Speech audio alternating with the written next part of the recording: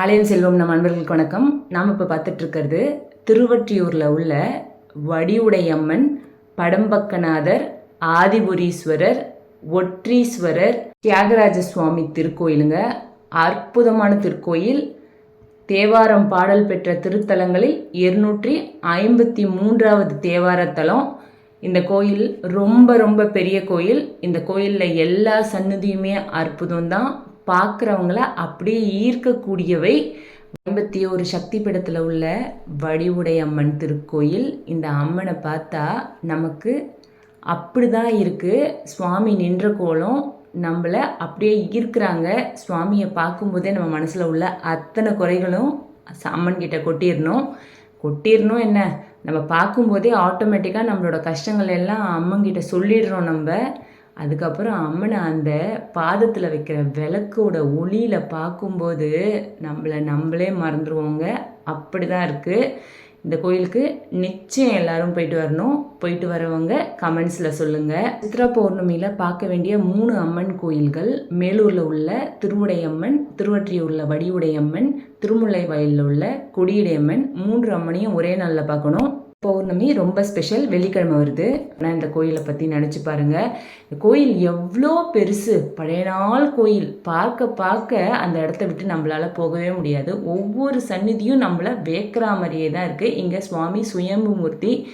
எல்லா 2 திருவொற்றியூர் தலத்தில் மூலவர் ஆதிபுரீஸ்வரர், ஒற்றீஸ்வரர்னு 2 மூர்த்திகள். வடிவுடையம்மன், வட்டப்பாறையம்மன் அம்மன் 2, அத்திமரம், மகிழமரம், தலவிருஷம் 2, பிரம்ம தீர்த்தம், ஆதி தீர்த்தம், தீர்த்தங்கள் 2, காரணம், காமிகம், ஆகம பூஜைகள் 2.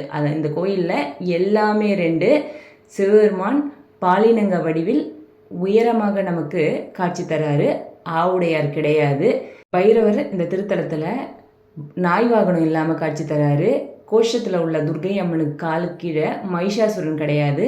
அம்மனோட சக்தி பீடங்களில் இந்த சக்தி பீடம் ஞான சக்தி பீடம். ரொம்ப ரொம்ப அற்புதமான திருக்கோயில். இந்த கோயில் வந்தால் நிறைய டைம் எடுத்து ஸ்பெண்ட் பண்ணுங்கள்.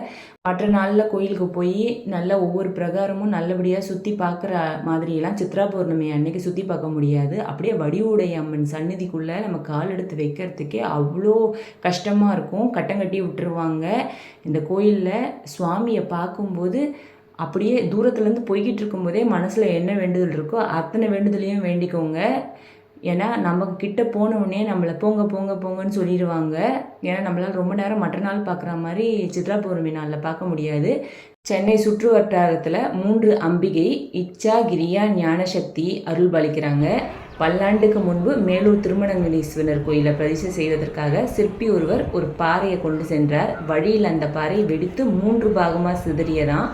கலங்கிய சிற்பி தன் உயிரை விட துணிந்தார். அப்பொழுது அம்பிகையே அவருக்கு காட்சி தந்து தன்னை 3 வடிவில் சிலையாக செஞ்சு மேலூரில், திருவொற்றியூரில், திருமுல்லை வாயிலில் ஆகிய 3 தலத்துலேயும் என்னை பிரதிஷ்டை செய்யும்படி சொல்லியிருக்காங்க. அதன்படி தான் சிற்பி 3 சிலையை வெடித்து இந்த 3 கோயில்லையும் வச்சுருக்காங்க.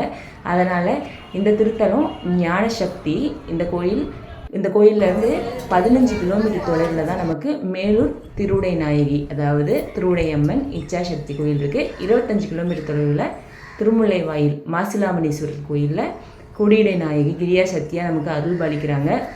இந்த 3 அம்பிகையும் பௌர்ணமி அன்று காலையில், மத்தியானம், மாலையிலன்னு 3 வேளையிலையும் வழிபடுவது விசேஷ பலன்களை நமக்கு தரும்.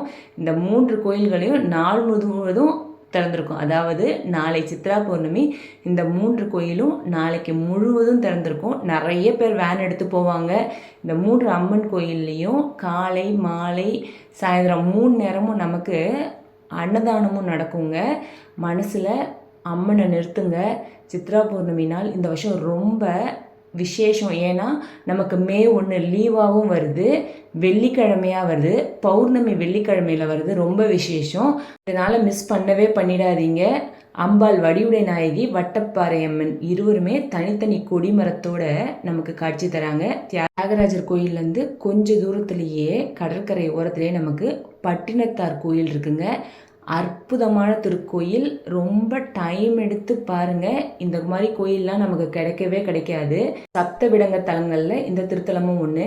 தியாகராஜர் பிரசித்தி பெற்ற மூர்த்தின்றதுனால அவர் பேர்லேயே இந்த தலம் இருக்குது. இந்த ஊரில் ஏலேல சிங்கர்ன்றவர் வாழ்ந்து வந்திருக்காரு. மன்னனுக்கு கொடுக்கறதுக்காக மாணிக்க நகைகளை வச்சுருந்துருக்காரு. அந்த சமயத்தில் காசிலேருந்து வந்த 2 சிவபக்தர்கள் இவங்க வீட்டுக்கு வந்திருக்காங்க.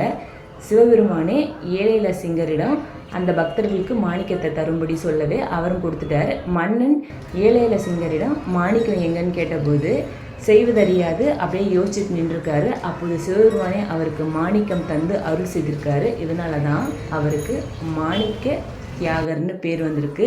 இந்த கோயிலில் நம்ம கேட்க வேண்டிய கதைகள், பார்க்க வேண்டிய கதைகள் ஏராளம் இருக்குது. எல்லாமே தெரியணும். திருத்தலத்தில் மூலவர் படம்பக்கநாதர் எப்போவுமே கவசத்துடன் மட்டும்தான் நம்ம காட்சி தருவார். கார்த்திகை பௌர்ணமியை ஒட்டி 3 நாள் மட்டும்தான் அவரோட கவசம் கலைந்து தைலாபிஷேகத்தோட நமக்கு பௌர்ணமி அன்று மாலையில் புனுகு மற்றும் சாம்பிராணி தைலத்தால் அபிஷேகம் செய்கிறாங்க. 3ஆம் நாள் இரவில் மட்டும் சுவாமிக்கு கவசம் சாத்திடுறாங்க. வருடத்தில் இந்த 3 நாட்கள் மட்டுமே சுவாமியை சுயரூப கோலத்தில் நம்மளால் பார்க்க முடியும். மற்ற எல்லா நாள்லேயும் சிவனோட லிங்க ரூபத்தில் காண முடியவே முடியாது. இந்த 3 நாட்கள் மட்டும் பிரம்மா, விஷ்ணு, வாசுகி 3வரும் சிவபெருமானை பூஜிப்பதாக இந்த கோயிலில் ஐதீகங்க. அம்பிகை தரிசனம், வடிவுடை அம்மனோட தரிசனம் நமக்கு எல்லாமே சகல நன்மைகள் தரும். மிக மிக அற்புதமான திருக்கோயில். திரும்ப திரும்ப சொல்கிறேன்னு நினைக்காதீங்க, திரும்ப திரும்ப சொல்கிறேனேன்னு நினைங்க.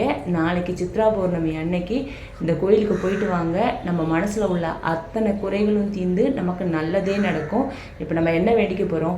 ஹஸ்பண்ட் நல்லா இருக்கணும், குழந்தைங்க நல்லா இருக்கணும், குடும்ப ஐஸ்வர்யமாக இருக்கணும், நமக்கு எந்த கண்திருஷ்டியும் இருக்கக்கூடாது, நோய்வாய்ப்படாமல் குடும்பம் நல்லபடியாக இருக்கணும், நம்ம குடும்பத்தில் உள்ள பெரியவர்கள் நமக்கு எல்லா ஆசீர்வாதமும் கொடுக்கணும். எல்லாமே நல்லபடியாக அமையுங்க. இப்பேற்பட்ட அற்புதமான கோயில்கள் ரொம்ப டைம் எடுத்து பார்க்கணும். குடும்பத்தோடு போங்க. நல்ல மனசுக்கு என்ன வேணுமோ வேண்டிக்கோங்க. இந்த கோயிலில் 63 பார்க்குறதுக்கு நிறைய டைம் எடுத்து பாருங்கள். அப்படி தான் இருக்காங்க 63. நானும் நிறைய கோயிலில் 63 பார்த்துருக்கேன். ஆனால் இந்த 63 அப்படி நம்மளை ஈர்க்கிறாங்க. அப்பேற்பட்ட அற்புதமான திருத்தலம்.